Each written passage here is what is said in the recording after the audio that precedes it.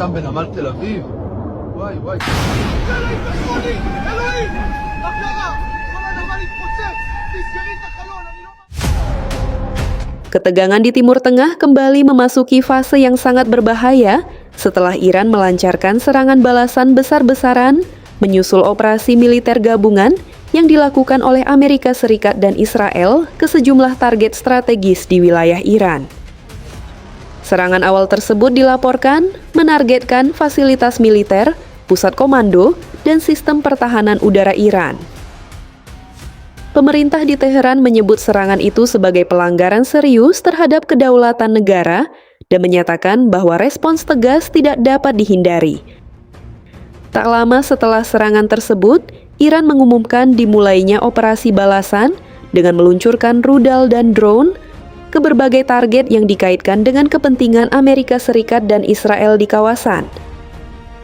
Ledakan terdengar di beberapa wilayah, sistem pertahanan udara diaktifkan, dan suasana mencekam menyelimuti sejumlah negara di Timur Tengah.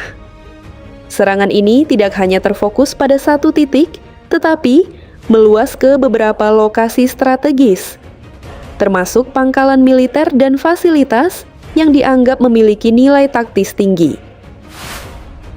Salah satu langkah paling mengejutkan adalah pernyataan Iran mengenai Selat Hormuz. Jalur pelayaran ini merupakan salah satu rute energi paling vital di dunia karena menjadi jalur distribusi sekitar 1/5 pasokan minyak global. Iran memperingatkan bahwa kapal yang melintasi wilayah tersebut berisiko menjadi sasaran jika konflik terus berlanjut. Pernyataan ini langsung mengguncang pasar energi internasional dan menyebabkan lonjakan harga minyak dalam waktu singkat. Para analis menilai bahwa ketidakstabilan di Selat Hormuz dapat memicu dampak ekonomi global yang luas, termasuk kenaikan harga bahan bakar dan tekanan inflasi di banyak negara. Di tengah eskalasi tersebut, laporan juga menyebutkan adanya serangan drone yang menyasar fasilitas diplomatik Amerika Serikat di kawasan Teluk. Beberapa negara meningkatkan status keamanan dan mengevakuasi sebagian personel diplomatik sebagai langkah antisipasi. Wilayah udara di sejumlah negara sempat ditutup sementara, menyebabkan gangguan penerbangan internasional dan pengalihan rute maskapai untuk menghindari zona berisiko. Dampak konflik tidak hanya dirasakan oleh militer dan pemerintah, tetapi juga oleh warga sipil. Laporan korban jiwa terus bertambah, baik akibat serangan awal maupun serangan balasan. Infrastruktur sipil seperti bangunan, jalan, dan fasilitas umum mengalami kerusakan. Organisasi kemanusiaan internasional menyerukan perlindungan terhadap warga sipil dan mendesak semua pihak untuk menahan diri guna mencegah korban lebih lanjut.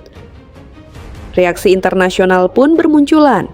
Sejumlah negara menyerukan deeskalasi dan penyelesaian melalui jalur diplomasi. Perserikatan Bangsa-Bangsa menyampaikan keprihatinan mendalam atas meningkatnya kekerasan dan meminta semua pihak mematuhi hukum internasional. Namun hingga saat ini, belum terlihat tanda-tanda nyata bahwa ketegangan akan segera mereda. Di sisi lain, analis geopolitik menilai bahwa langkah Iran bukan hanya respons militer semata, tetapi juga pesan strategis. Dengan menunjukkan kemampuan serangan jarak jauh dan ancaman terhadap jalur energi global, Iran berupaya memperkuat posisi tawarnya di tengah tekanan internasional.